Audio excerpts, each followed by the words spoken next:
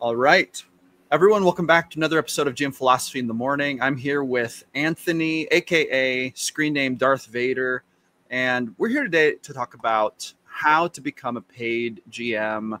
We have all heard of these mythical creatures, these people who run games for money. They do what they love to do, and they get paid for it.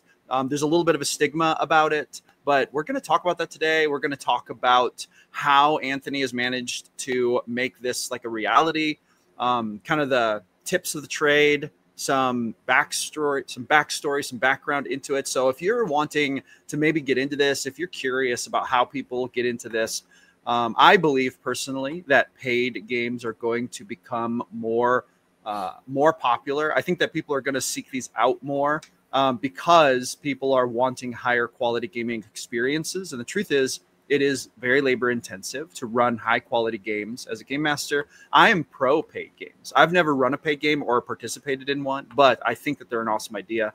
And that's partly why I'm really excited to have Anthony on the channel today. I met Anthony through the GM Philosophy Discord community. You can find a link to that in the description if you want. But I, basically came to realize he runs a lot of paid games. And so I was like, I would love to do an interview. We talked about it for a while, and finally we got it set up. So that's what we're going to talk about. Anthony, do you want to give a little introduction? Introduce yourself, a little blurb before we get started? My name is Anthony, last name redacted. I run paid games. I have 4 kids. I married. I was not prepared for it. Talk about yourself. I was prepared for answer some questions.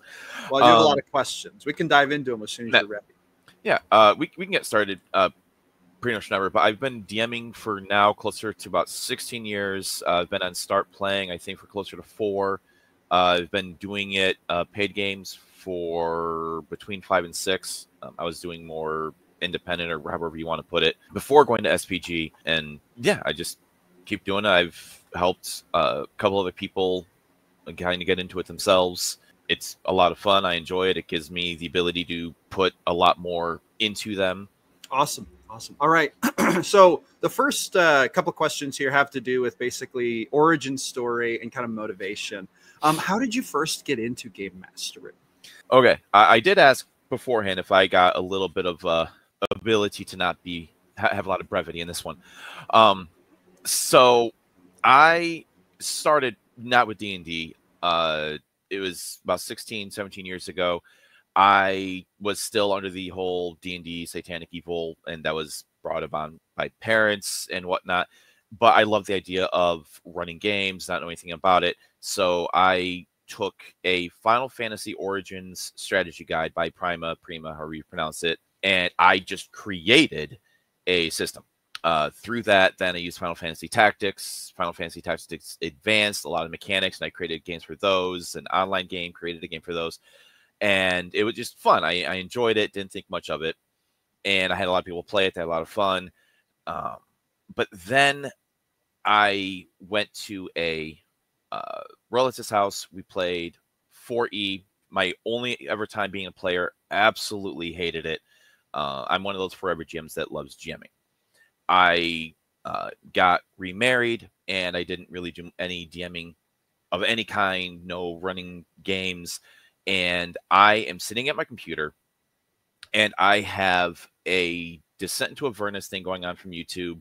I don't remember if they were promoting the book or whatever it was, but it's in the background. And I remember it was the session, and if anyone who's watching this knows about it, it's Jester's Cupcake episode. And if you don't know about it, it's a really, really cool interaction. Just look up Jester's Cupcake. It's a short video. It's amazing. And I'm listening to that in the background as I'm doing some random work. And well, first it's Descent into Avernus, and I'm pulling an all-nighter, and it's switched to Critical Role, the newest episode. I'm listening to that, and I realize I'm no longer working. I'm just watching this. My wife has no idea anything about D&D pretty much at all, other than it exists. And I get so excited watching this that I text her while she's at work, and I'm like, hey, you need to watch something when you get home. She's pulling a double shift. She doesn't want to watch anything, but she says okay. And I finish the episode. I rewind it to where I wanted to watch it. And she gets home, hoping I forgot about it. I said, hey, honey, come here. She comes in the door right away, like, sit down. You got to watch this. And so she watches the part about the cupcake, not knowing anything about D&D. And she absolutely falls in love with the idea of what happened and how you have the opportunity to take things from so many episodes ago and use it, and how everyone was laughing, having a good time. Matt Mercer was totally taken aback, and she just really, really liked it. And she mentioned, man, that'd be kind of cool to play. And I said, well, I DM. And she's like, what's that? I was like, what Matt does. Not exactly how he does it, but I do it. And she's like, really? Why didn't you say anything? It's like, no, it never came up. You never showed any interest in anything other than like local game store type games. She wants me to run something for her. So I run something for her, a few friends, just kind of come up with something out of my rear. They love it. Then we go to another friend's house and they want me to run something for them because my wife is saying how amazing D&D is. And so I run something for them, and I just started running a bunch of games. And then my wife is looking all over Facebook and everything, trying to find as much as she can find out about it, Googling like different bills and everything else. She's very, very much into it. And then she finds something on Facebook, a group, it's like Legendary Dungeon Masters or something like that, how to get paid to run games or something like that. And she points me to it. And the idea of running something and getting paid for it was really not something that was on my radar at the time. And the kind of switch there was I brought it to my friends. Like, yeah, you're really, really good. You need to do this. And again, originally it was like, but I mean, you're my friends. I'm not going to charge you. Like, no, run it for other people. Okay. Sure. If the opportunity presents itself, I'm not going to go out there and think, oh, I'm all that. You should give me anything for it. And we did a Kickstarter for virtual tabletop called shardtabletop.com. Highly recommend it. And I'm on their Discord, and someone just mentions that their family wants to run a game and they're willing to pay for it. And so I responded to it. They interviewed a lot of people, and they chose me out of the vast number of people that were interested. And we talked about it. I ran them all through Session 0, and we played. And they were saying, how many games do you have? Just you guys? Like, why aren't you running more? I don't know. I said, well, you should advertise. Like, you should advertise. You should go out there, and you're really good at what you do. Like, you're amazing. And there was a husband, wife, and their kids. Well, the husband and wife liked it so much that they did a 2-player campaign as well, because they just wanted more. And they players kept encouraging me. And then I posted something on that Discord about, hey, I might be running another game. Here's a blurb about it. And I got approached by a couple and one of their friends. And I started running for them. Then they're like, hey, you got any more games? I'm like, no. Well, do you have any other campaigns that you're thinking about doing? Yeah, I have plenty of ideas. Hey, can we get on that? And it just the encouragement from my family and friends and the encouragement of our players, like, you are good. If you have the ability to sit down and just focus on this, the time that you spend is amazing. Just think about what you could do if you were spending more time doing it, more time in creation, more time at doing content and everything else. And eventually I started it's like, nothing's going to come from this. I make a profile on startplaying.games, and again, just not really thinking much is going to happen. Things just happen to fall into my lap, and a lot of encouragement from other people, because I'm not a go-getter by any means. And people just started signing up. I did a local game store. I was actually doing a 4-hour round trip when I was still living in Michigan to run a game at a game store, and they had a cap on it from what you could do, and I wasn't even breaking even there. And so I was sinking a lot of money into it, which it was fun. I was fine with it. But then we were moving, and they're like, hey, we don't want to stop. What can we do? Like, well, we can go online. And that was another group. And then people from that group told other people to go to my profile and join. And now I'm sitting at once 2 games get filled, I will be sitting at 11 ongoing games.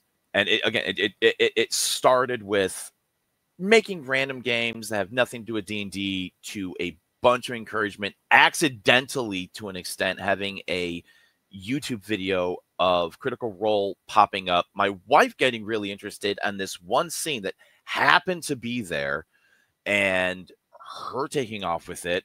It's kind of like D&D itself. Random rolls just randomly throw things in your lap that can come to amazing outcomes. Nice. Okay, so it kind of sounds like really you didn't go looking for any of this. It really just kind of happened, and you were available and willing, kind of. Yeah. And 11 games. When would you say, like, how long ago did you get your first paid game versus, you know, now you're sitting at 11 games? The first paid game would be, again, it'd be about 4 to 5 years ago. Gotcha. Okay. So here's a question that I really believe a lot of GMs deal with when it comes to paid games. How did you overcome any self-doubt or imposter syndrome early on about getting paid to run games? Who said I got through that? That's a good question. I don't know. I don't know. Okay. All right. I have a personal philosophy. I think philosophy is potentially what you call it. I will never refer to myself as a great DM. And because of that, I don't think I'm ever going to reach a point where I'm like, yeah, I'm really good at what I do. I'm fine saying other people say this about me, but I feel that because I know myself, if I ever let myself say, you're really good, you're amazing, I might start slacking. I might say, oh, well, you know, hey, my wife might be right. Sometimes, you know, I can eat and spend time playing games with them, and I have a game in like 45 minutes, and I can get there 3 minutes beforehand. I can wing everything. It'll be fine. And it doesn't matter if it is or not. I don't want to have that idea of myself of, I am so good, I can just take anything that's given to me, run with it, and it's going to be amazing. I want to keep myself humble. I need to do the work. I need to always get better. And again, the moment I say I'm there, I feel that there might not be as much of a need to push myself. So overcoming self-doubt, I hope that self-doubt stays there. The moment it leaves is the moment I feel that players might suffer because of a growing ego. Gotcha. Okay, that makes a lot of sense. Very, very well said. So I want to transition here to some questions about basically getting into this area. Like, actually, like for a lot of game masters, the idea of getting into paid games, even one paid game, I think there's like quite a few hurdles that, you know, that make a lot of game masters think, well, I could never do that, or it seems so mysterious or like so difficult to get into. I want to ask you this question. When it comes to getting started in it, how important do you think online presence, so maybe marketing or using the right platform, like how important is that versus word of mouth and actually like networking? It sounds like you got into it more through networking than through advertising or marketing. What are your thoughts about that? Okay. I lucked into it originally. And so I don't know if you can really count that for someone who's trying to get into it. So if you're actively trying to, you're not saying, ooh, I hope I see somebody. I hope someone mentions it so I can jump in. And you know, it's also, as far as word of mouth, yes, some of that can happen, but you have to have that base first. You have to have someone there first. I lucked out. That is not something that I would consider to be common. So what I would say based on the experience of specifically the online is, yes, word of mouth is always going to be there. People are always going to have friends. If you have one player who is in your game and they really like it, they can tell their friends, hey, here's this paid game on the site. I really love their game. Come join. One of the people in the Discord, Nerdy, he's been in there a lot talking about the fake horts and his ideas there. He's one of my players. And I mean, he said he's constantly talking to his friends. Now, if they join, that is through him, has nothing to do with me other than me running games. But as far as there being hurdles, I don't really think there's that many. If you go into it with a kind of mindset of I need to do A, B, C, and then X, Y, and Z will happen. For instance, go to SPG, start playing games, make a profile, and put games like a one-shot and do it for free just to get some people there, or potentially get put something up for like $1, $2 for a session of like 3 to 4 hours. Because the way the website works is, if anyone can review you, but only people that have actually paid real money, whether they've been, they have to pay real money in a session. So you can have like free seats they can leave a review, but it's not considered a verified review. So it's not like, hey, I made 827 accounts because I am bored and had the time, and all of them gave me 5 stars. Look at all of them. Well, if they have an insane amount of unverified reviews, you're not going to have any real presence there. But do super low amounts for a paid game, and then say, hey, can you give a review? If you're willing to give a review, then and you really like me, then I will do another game and say that you've already left a review, you've paid money. Like the next one shot, it's free. It is free for you because you left him a review. Yes, it's to an extent bribing, but it is also a way to generate people saying things about you and proving that it is people that have actually played with you. They're not specifically your friends. They're not, potentially fake accounts. And that will generate some type of a presence on sites for you as far as that goes. Also, even without that, make a profile, put up a game, put as much information as you're able to, because some of the field boxes, text boxes are limited in space. Guess what? There's people looking for games all over the world. I know this because I had a table of 6 people from 6 different countries. And people are looking specifically for specific times, specific type of adventures, specific lengths, specific VTTs, input-output, people that don't require webcams, people who want very specific genres. People can look for things based specifically on those criteria. So people might be looking for your game, and you just have to have it up there for them to find it. And then it's just a process for you waiting for there to be however many people that want to play all together. You get a notification saying, hey, let's make this game active. Let's go through a session 0. For the love of God, please run a session 0. And then you start a campaign. And already you have a leg up because this is a campaign they are specifically looking for. It's the time they want, the genre they want, the time period as far as length that they want. They already probably have accounts with anything you need. So you're pretty much golden. Gotcha. I know that's awesome. Yeah, absolutely. No, great advice there. Great advice. So you obviously have quite a bit of knowledge, not just about the networking part, but also about the getting into it intentionally part, which is awesome. That's super good advice. And that all sounds great to me, actually. Super great ideas there about, especially when you talk about, just getting your foot in the door and then getting some people involved. I think that a lot of people discount how powerful that kind of thing can be. It's like, don't launch into it with thinking you're going to be making thousands of dollars right a session. Get into it to prove yourself and to prove that you're awesome. And then your skills and talents, it sounds like your skills and talents will carry you there, is what it really sounds like. Yeah. Yeah. Which is one reason. Okay. I hate to say it this way, but I can't immediately think of a different way to say it. If you are a bad GM, people are going to say it. So you having skills and abilities as that role do actually matter as well. So not everyone can do it. Everyone can try. Everyone can take the right steps, but there is a little bit of a warning. But also, if people aren't joining your games, I wouldn't say it's because you are having any failing whatsoever. If you get a bunch of bad reviews, take them to heart, try to improve.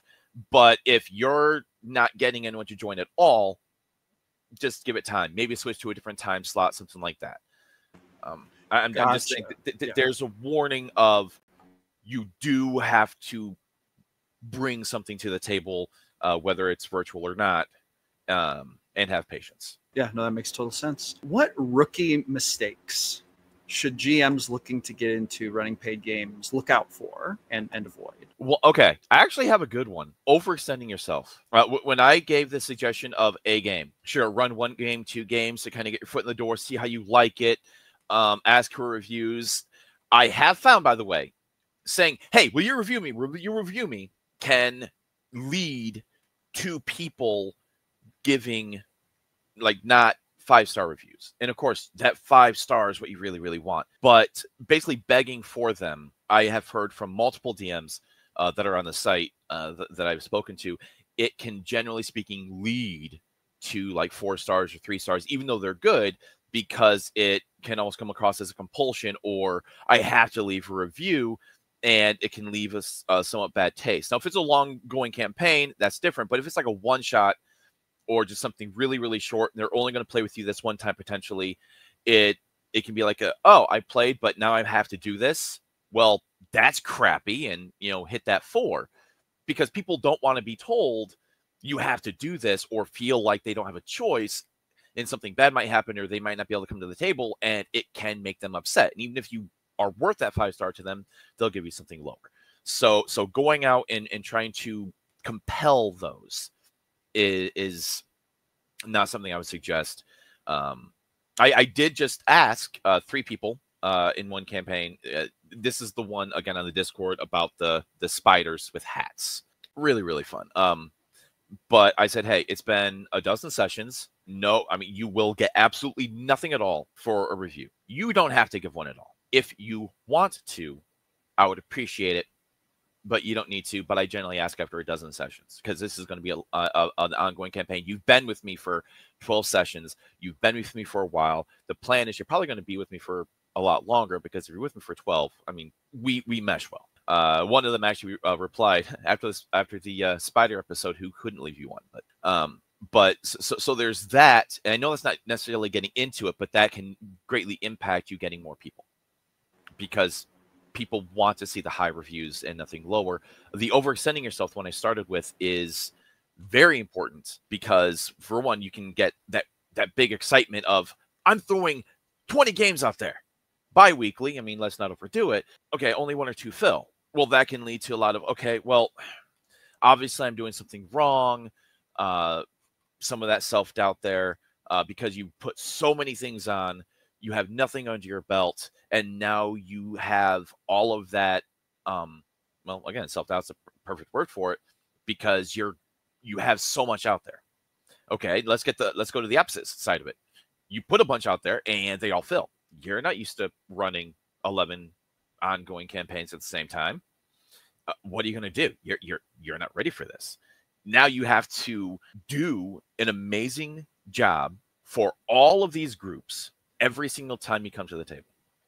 And the moment you say, well, I have so many, well, I have to cancel this one because I didn't realize all of these were going to be filled, or as many of these, and I have other stuff I want to do. So you start canceling or rescheduling, or you just drop groups. And that is a big mark against you. So, the rookie mistake of trying to farm reviews can have a very big negative impact.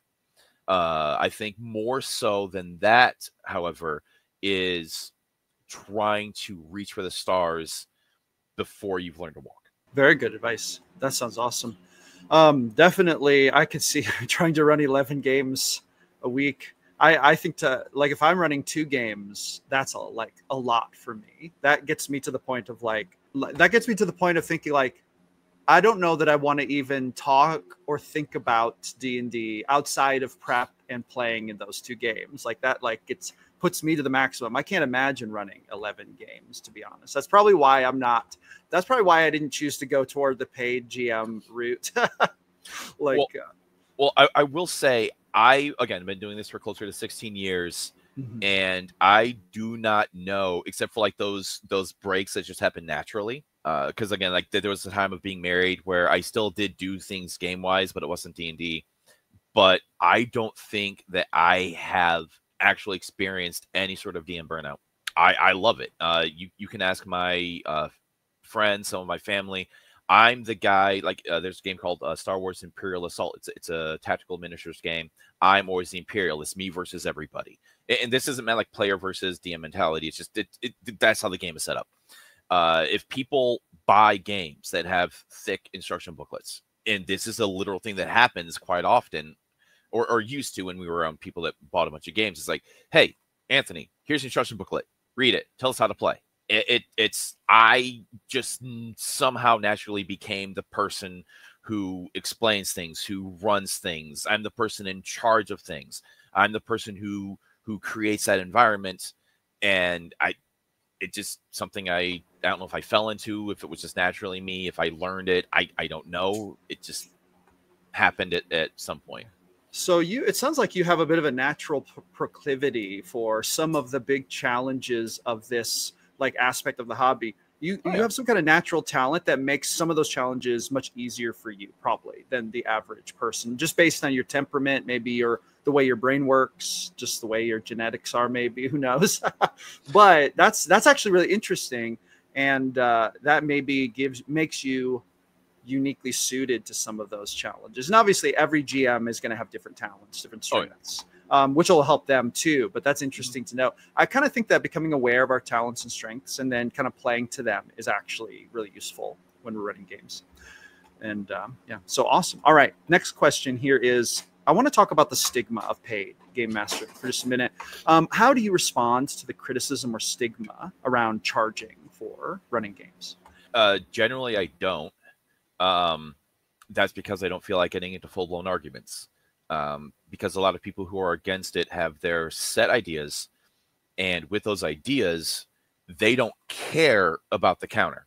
And in fact, I've seen where people who are pro-paid DMing, they will, like, generally speaking, it's on Facebook, they will say a comment, and then within a few seconds, 30 seconds, whatever, there will be a massive reply. It's like people are ready to go. They already have, okay, if they say this, copy and paste this into the comment section.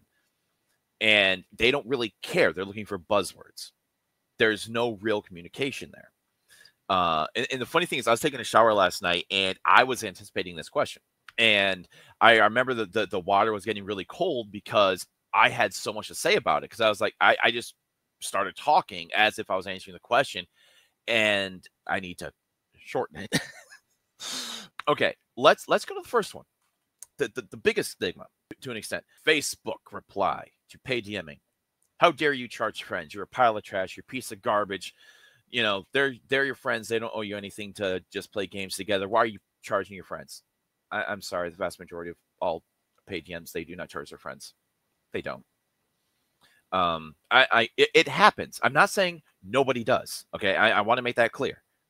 There are people that are going to charge their friends as much as anybody else, random strangers across the world. Okay, I have my personal opinions about that. I'm against it. But that's because they are like they are friends you've had for probably many, many, many years. You're probably already playing with them. But the vast majority of the games that paid DMs are running, they are running for strangers.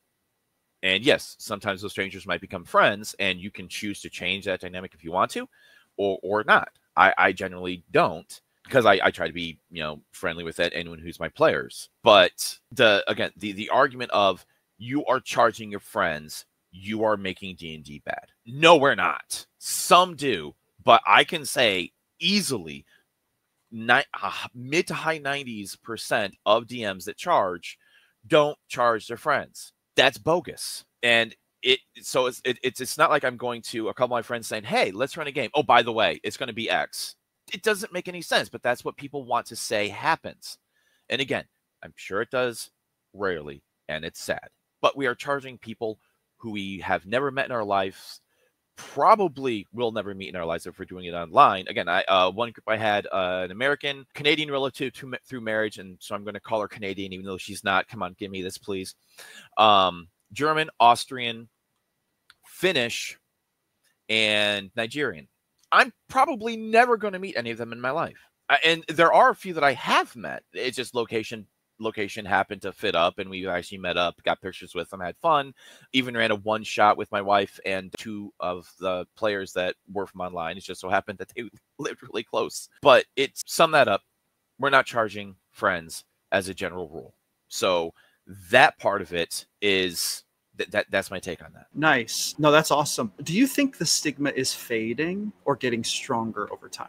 I think that it's doing both. It is getting stronger because of the friends of the people that are against it, and it's fading for the people who actually encounter it and see it for the benefit that it can be. Like, again, I have people from like or 6 people. It's down to 4 now, but there were 6 people from around the world that were all looking for games. They went to a site that they knew I can get a game. I'm not relying on finding a DM who just randomly happens to have the time, who's in my location. I have to find a game store and find a bunch of people who all have the same schedule, the same availability, the same system they want to play. Yes, there's a lot of people that run games for free. A lot of them will even do it for strangers because they just want a game, and that's great. But again, it's the idea of people don't want to pay. Okay, there's people that go to SPG. They want a game that is on Sunday afternoons Central Time, around 4 to 7, 4 to 8. They want to be running D&D 5e, like 2014 rules. They want to have some availability for like homebrew. They don't have Roll20 or D&D Beyond, or they have problems with any of them, or let's just say they do have a very specific VTT that they want. They want certain genres. You know what? Go to the site, search for exactly that. You're going to find a game that's going to fit into what you want. Also, one of the things was you're paying for somebody that, and this is going back to like what is some of the stigmas. It's the idea of you're paying somebody to play a game with you. And to an extent, I can understand that, but the DM does a lot more. I mean, a lot more. And yes, there's a lot of players that do a lot. They think about their backstory. They review all of their stuff. They get everything ready. They take a bunch of notes. Love them to death. But they still are able to come, show up with their character sheet, or not even bring anything. They just turn on the computer, and they're basically good to go. And then you have the whole correlation of you are paying for entertainment. For what I charge, and I'm not going to go into that, people can go to a movie, let's say twice a month, go to a movie, spend 2.5 hours there, all of the snacks, everything else, plus a ticket, the gas, all of that. You could have, anywhere from like 3 to 3.5 hours for less. You don't have to leave. You can still go get the same snacks. You can get other snacks that don't exist at the movie theater. You're spending less, getting longer entertainment. You're doing it in playing a game, being more active, if that is something that you want to do. So I don't care if someone wants to say that they're paying for me to provide entertainment. Okay, I hope I'm entertaining people. Again, I'm going to bring you back to the Spiders with Hats. That was an absolute amazing episode. The session, whatever, I was being showered with praise for it. Sure, I was providing entertainment, and I was glad to do it. I'm trying not to overtalk about the stupid stigmas, because the vast majority of them are based on idiotic falsehoods. We don't charge our freaking friends, people. Some do. I get that. I'm not saying no one does, but the vast majority of us don't. We don't charge our friends. Stop saying that. Very fair. No, super fair. That's awesome. All right. Very good. I want to switch over into crafting a paid experience. So this is kind of more like the skills, how you approach actually running games for basically, a paid GM environment. So the first question is, how do you determine your rates? And did you start lower and raise them over time? Or what's your thought on a GM basically establishing a rate for their games? And how do you determine it? I just recently raised them for the first time. And that was because, for one, my wife said I need to bring in more. But she didn't want me to run more games. Then she wanted me to run more games. It ain't getting any cheaper to live out there. That's for sure. But the most interesting part is I ended up having several players just straight up tell me I need to charge more. And I said, I'm not going to charge you more. I think that's wrong. And they said, okay, we get that. Make new campaigns and charge more. You are worth more than you are charging. I said, what I did is I went to the thing and I found to the website, and I found the lowest base, like the most common base. So not like, oh, like $2 or $3 or whatever, but I found something that was the highest amount of the lowest number. And that's what I did. Again, self-confidence and everything. I'm not going to say I'm worth the 60 per session, 80 per session. Yes, there are those up there on the site. I do not think I will ever do that. I don't care how famous I could ever possibly be. I just, no. But hey, they have players. Awesome. They must be doing incredible things in their games, and more power to them. But I found the lowest I could find, and that's what I went with. That was the base. And then I was doing that. And then my wife said something, and then I reached out to actually one of my players. He's Erebus in my my streamed game that I post occasionally. Hey, it's coming up in a few minutes. I know I didn't give you much of a heads up, but hey, if you want to click there right now, we're going. He's Erebus. He's a Tabaxi Paladin with a customized subclass of the Raven Queen. He is a professional narrator, and I reached out to him a little bit about pricing, and he just pretty much laid into me, not like braiding, but like, yeah, dude, you're way too low. You've been doing this for way too long. You need to up it. You have the experience. You have the reviews. You are doing well. Start listening to what your players are saying. And they actually had a conversation about it. I don't know exactly when, but basically saying to like among themselves that I'm not charging enough. And so I was like, okay, fine. I'll put it higher. I started another couple campaigns at a higher amount. And I told my current players, I cannot mentally charge you that higher rate because this is what you're paying me now. I can't wrap my head around the idea of you paying more. And so they said, okay, we'll just think of it as a group discount and keep us the same, but we'll pay more. I left them at the lower, put myself at the higher. They filled up. So even at the higher amount, people are still jumping in and playing. So it's like, how did that determine my rate? That was the original question, and I kind of took off a lot with it. Apologies. No, very useful information, actually. Go ahead. Yeah, but I would definitely suggest, especially if you're starting out, to an extent, still do what I did. No matter how much people say that you might be amazing, that they're your friends. They're gonna say nice things most likely, and that's kind of the mindset I had. Don't be like so small that it's not worth it unless you're like going for those like you're trying to generate some review saying hey, this is all it is. Like I said before, try to very, very passively get those so you can have it shown. I've run for so and so many people and they're saying all of these potentially nice things about me. Run those small games, run few, and then after you have gotten many games under your belt, whether it's on SPG or it's or paid or free or whatever, make sure this is something that you can commit to. Make sure that this is something that like, I want to do this. I can do this however many games I put up, and then say, you know what, let's do some research. What are people charging for this time? Based on the site, look for games that are set number of hours, like the hours that you're going to do. See if it's a weekend or a weekday, because those can make a difference. See if it's a one shot or a long-term campaign. Like actually do research on it to find what people are actively doing. Look for the amount of reviews they have. If people have an insane amount of reviews and they're like 4.5 or higher with hundreds potentially, and they have like a really high price, they've probably earned that. So look for people that are a little bit above where you are based on reviews, games played, and all of that. And I would say put yourself on about the average of whatever that price point happens to be. I mean, that's what I did. And after doing it for a couple of years, I was told you need to charge more. And again, I did. And because of the reviews I have, because of the word of mouth that I have, because of generating that goodwill of being a DM, I was able to increase it and still continue to get players. Very nice. That's awesome. I want to ask you about balancing quality prep with time efficiency so that it's sustainable. How do you balance the prep and the running games and have any kind of life?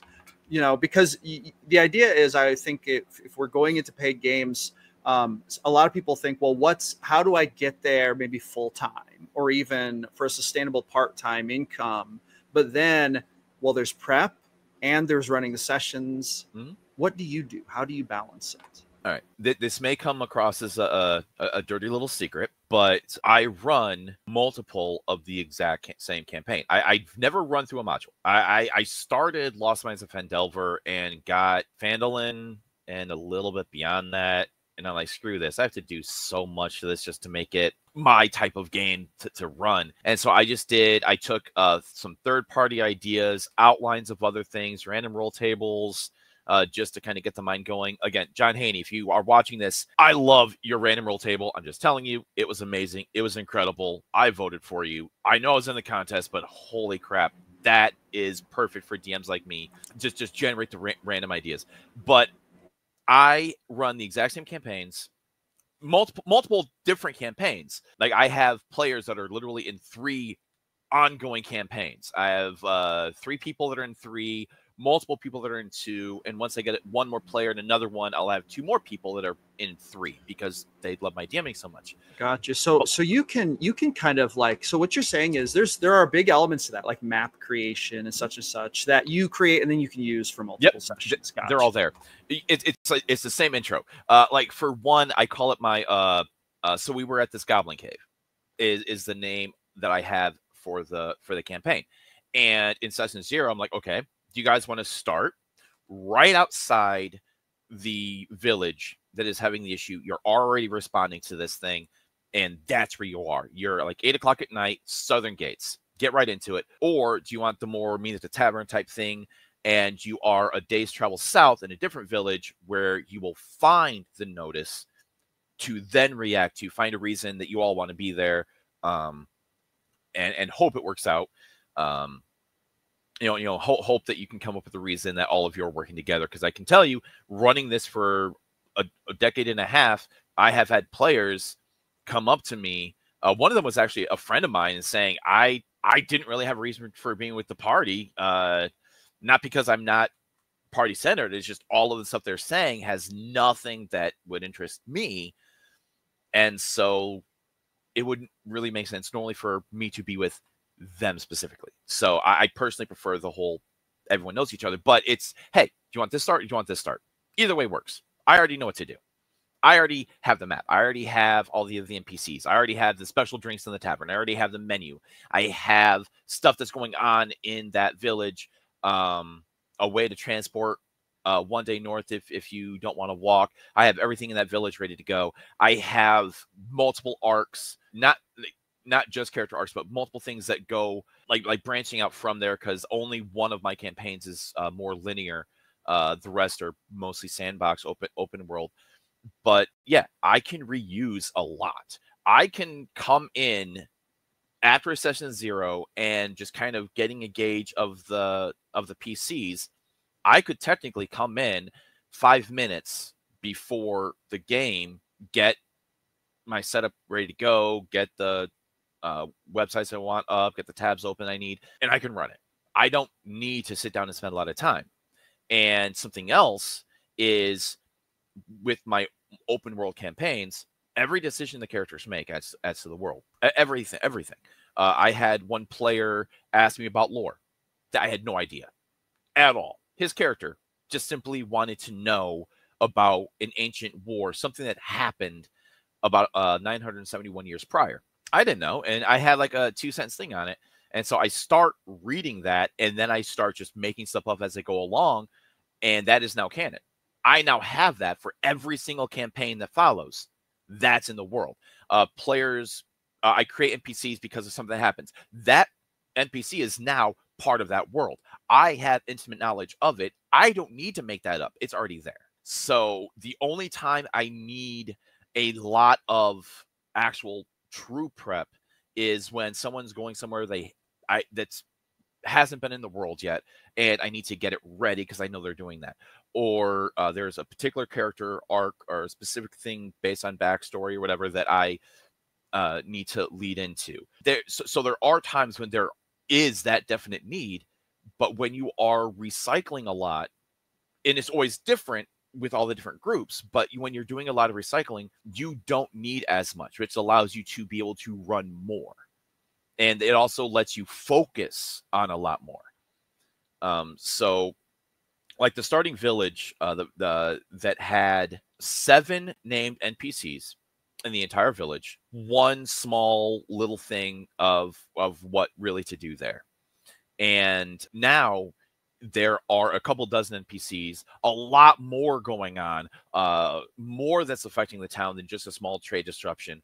And this is all stuff that's been added, and I don't need to prep any of it, because as I said, it all exists now because players have gone through it and we created that together. So in a way, running the session is a form of prep. Yeah. For you. Yeah, that's awesome. Very much so. Very awesome. Yeah. No, that's super awesome. All right.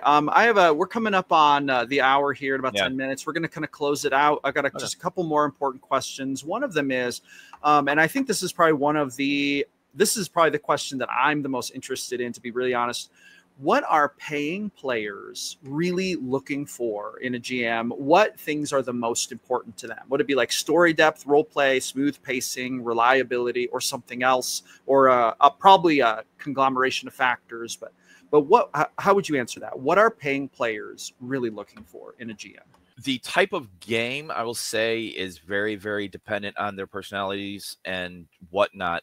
But what they're looking specifically for, not game related, but DM related, is consistency. If there's any sort of cancellation, it is going to be like most likely player side, or there's going to be some type of emergency that is mentioned. It's like, hey, I have to go to the emergency room. My kid just got, slammed by a bike or something. Things can happen, but it's the DM is going to be there. They are going to be running the game. They have an interest in not showing favoritism. They have an interest in not letting there be main players. They have an interest in making sure that problem players don't just stick around for a long time. And I think that or those is a big thing, because if you're a friend, it's like, I'm going to the movies tonight. We're not going to be able to run. Or, I just want to play something else. That's not going to happen. And you are working for somebody. You aren't going to say, I don't know what's going to happen, but let's just literally roll the dice figuratively and literally and just say, well, we're just going to just do whatever. No, you're going to have something. Something's going to be planned. Even though that plan is going to be shot to Hades the moment the players touch it, you have an idea. You are selling yourself. You need to earn, I hate saying it this way, but you need to earn their money. So a paying player, I think, is looking for a DM worth them spending the money that they have on them for those things, like the consistency, the making sure that the table runs, making sure that they shut down problem players, making sure that they have the knowledge that is needed to run games in general. They're not just, I just picked up this book and hold on, let me read. Oh wait, okay, can we go back? Because there was this thing on, there was this monster that you actually rolled too low, and so a surprise attacks you. No, you have things ready to go. That is extremely important, and I think again that's probably the biggest thing is they want someone that's worth it. That totally makes sense. That totally makes sense. Consistency, it seems like, would be key for that kind of situation, especially when it's a paid situation and players like they're caring enough to pay for a seat at that table. It's very important to them. So it seems like having that consistency would be really important. I want to ask you basically one more question here to finish it out, and this is advice for aspiring paid GMs. If you could give one major piece of advice to someone thinking about starting out doing paid GMing, what would it be? Start small. Don't overextend yourself. I know it's already 2, and you said the 1. But oh no, go ahead. But do it.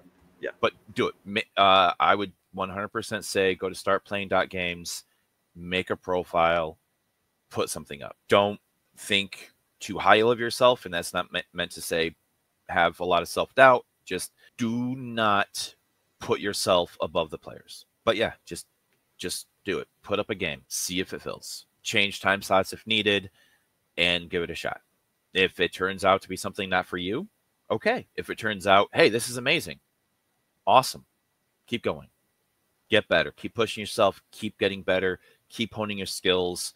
Shore up things that you aren't as good at, and excel even bigger, better, harder on things that you are already amazing at.